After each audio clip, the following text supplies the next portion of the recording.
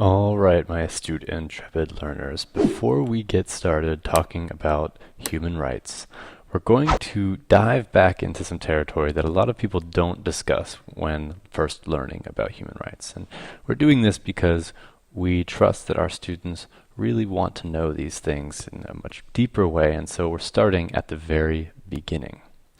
And to start at the very beginning in the conversation about human rights, we might first want to go all the way back to two core concepts. And that's all we're going to talk about in this lesson. We're going to talk about law and what it means, what is law, and we're going to talk about rights. We're going to talk about these things in some very interesting ways. First, let's start with law. So, law is traditionally divided up into two categories. If we take a look at sort of the Western tradition, generally you see it divided up into what's called natural law.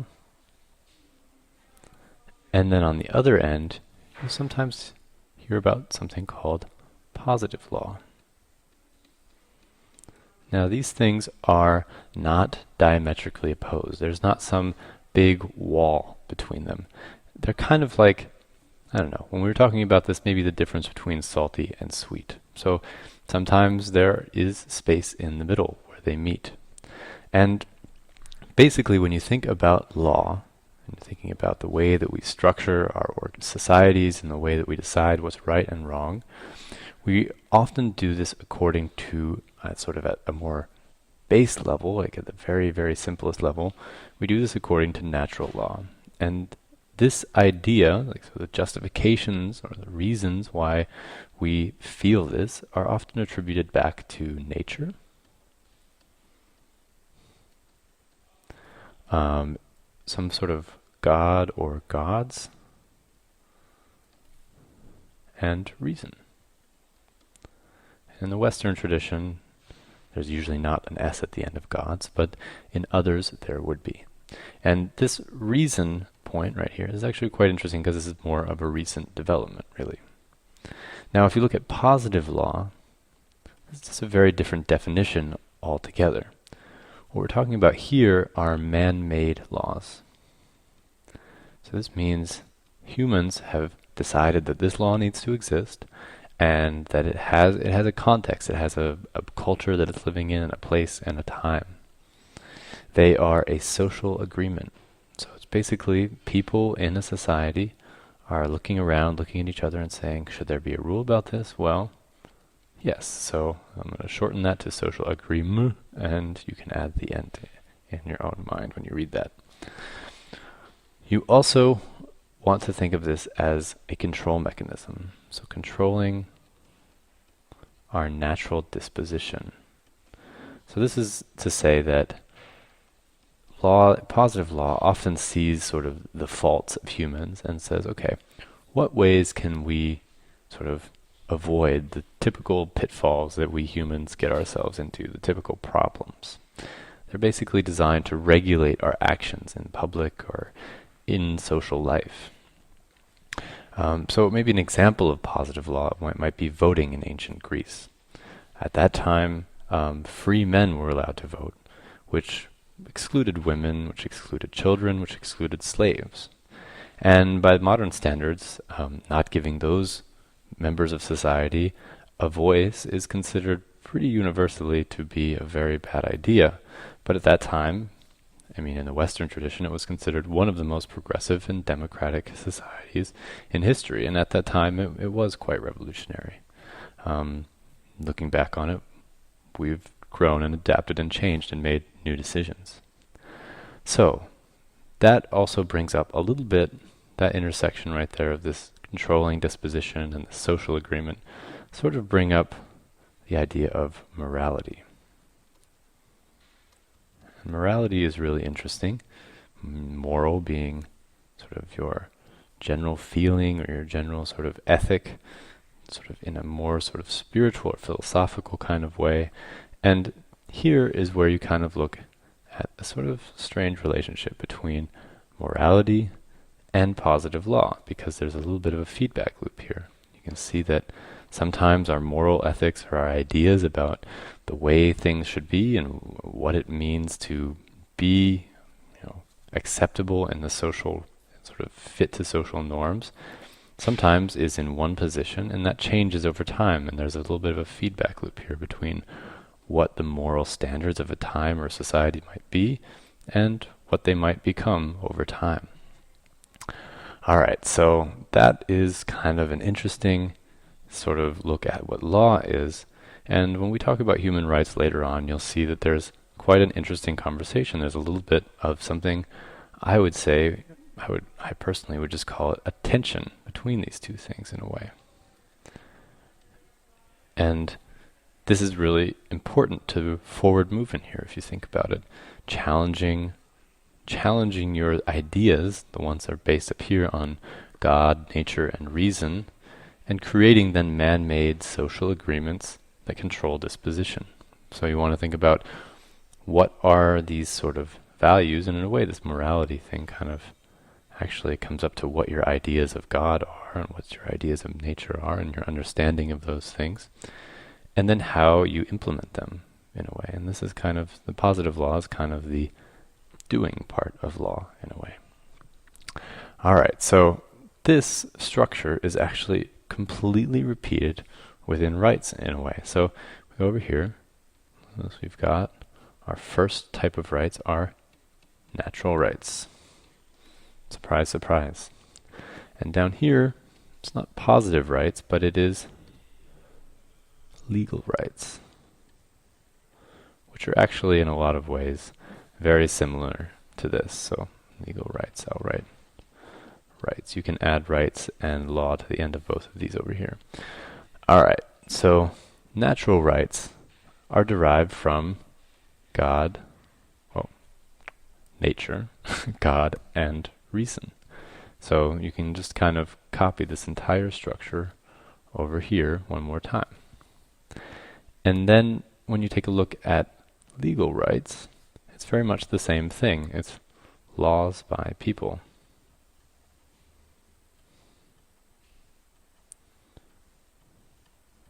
So again, it's the implementation of those rights. And again, it's that same tension. This is the same sort of tension between what do we believe, what does our view of the world say, and how do we then enact that and create the legal rights that our understanding of natural rights or natural things then would lead to if we were to follow reason or morality. So you can decide this based upon your view of God, you can decide this based upon reason, or you can decide this based upon your understanding of nature, which is kind of in a way reason as well. Now let's take a quick look at what rights actually are. We've seen kind of their structure and that they resemble law in a way. But we haven't actually said what is a right. Well, a right is, and I'm going to take the S off actually, a right is an entitlement to either perform an action or not perform an action, or to be in a certain state or not be in a certain state. So maybe a great example of this would be your right to say something. Because you are a human with a sort of a brain and an opinion, you have the right to say what you think. Well, people also have the right not to listen to you or to listen to you. So when you take a look at this sort of example, you'll see that there's actually something called a duty that is attached to that right. You, as the speaker who wants to speak your mind, other people have the duty to protect your right to do that. And you have the duty of not forcing other people to listen to the thing that you have to say. It is basically a system that's sort of built on respect in a way. And this very strong connection between right and duty is actually going to play a very important role in this course. Alright, so one more concept that we're going to want to cover. And that concept is positive and negative rights. So we're going to start with rights right here. These are the same rights, and this is both of the rights that we talked about, natural and legal rights, but a different view upon them, a different sort of look at what they do. I'm going to start with negative rights up here. and then look at positive rights over here. Sorry, my pen is being a little slow today. Alright, so let's start with negative rights. What does that mean? Well, a negative right requires inaction. It's kind of a strange thing. If you think about it, when I first heard of this concept, when we were talking about it in our meeting yesterday, I was like, wow, what does that mean, inaction? Well, it basically means it's something like the example that we pulled was freedom of speech. So when you have freedom of speech, what's required of a government or a society or an organization is to not do anything. When someone is expressing their right to say something that's on their mind or share an idea or a thought, what's required of society and of the structures outside of that person is inaction. Allow that person to speak, allow them to have that, enact on that right. And then the other type here is positive. Positive rights require action, and that's how they're different from negative rights. So you'll notice that there is no in here, there is just the action part. So basically, a great example of this would be education. So let's put education down here. And why would education be a good example? Well, in order to give people a right like education, you need to build big systems, you need to create schools, or you need to, or maybe if you're taking a different approach, you need to open access to those people.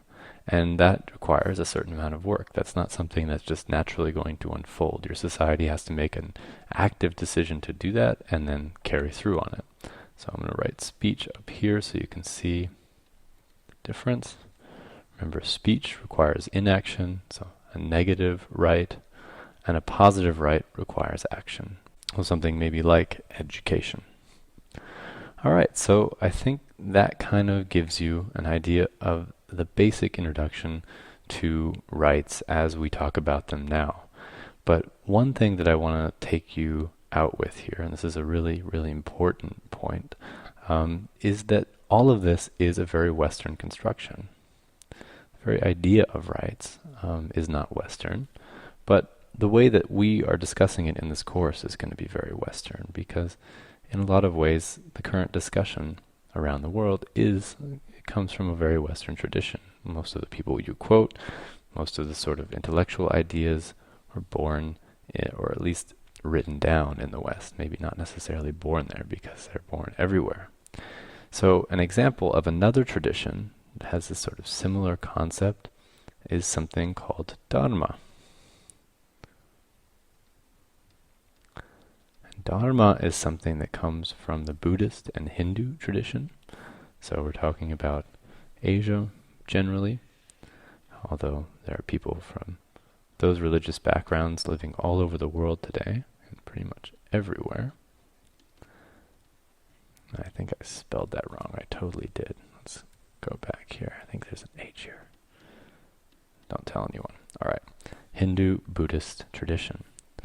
And this idea of Dharma has to do with the natural order of things. So it has to do with maybe your duty, a vocation, a religion, a natural way that things should be. And it also refers to law. And so when we're talking about things like natural law in this course, or in this human rights discussion, we also want to remember that there are other traditions, and maybe your tradition has a very different idea. Maybe it's something like Dharma, maybe it is Dharma, maybe you're a Hindu or a Buddhist. And so we want to open the discussion up here at the end of this lesson to maybe talk about the relationship between this concept of, a non-Western idea like Dharma and natural law. So maybe in the comment area below you can maybe reflect on what sort of natural law might mean in your community or in your culture, because every community and culture has some concept that's very similar. So we would like to hear what you have to say.